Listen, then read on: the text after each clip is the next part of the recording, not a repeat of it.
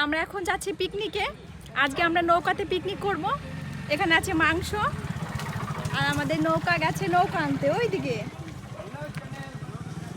আমাদের এই পিকনিকটা করার কথা ছিল 2-3 দিন আগে, আর সেখানে 2-3 দিন পর হচ্ছে। তাতে আজকে দেখি অনেকটা জল কমে গেছে, দেখো ওইদিকে আল দেখা যাচ্ছে। তো আমরা ওই সাইড থেকে নৌকাতে উঠতে চেয়েছিলাম, তো ওইদিকে নৌকা যাচ্ছিল না, বেঁধে যাচ্ছিল, তার জন্য আমরা এই দিক থেকে নৌকাতে উঠে পড়লাম। আমরা ভেবেছিলাম যে ওই মোটামুটি 4টের দিকে বেরোবো, আর আগে অনেকটা ঘুরে নেব, ছবি তুলবো, তারপর আমাদের পিকনিক স্টার্ট হবে। কিন্তু আমাদের সেখানে 6টা বেজে গিয়েছিল বেরোতে বেরোতে। আজকে যে পিকনিকটা হচ্ছে এটাই হচ্ছে অনেক বড় ব্যাপার, কারণ আজকে ছেলেদের মধ্যে ওরা কেউই সেরকম ভাবে বাড়িতে ছিল না, একটু কারণের জন্য ওরা সবাই ব্যস্ত ছিল।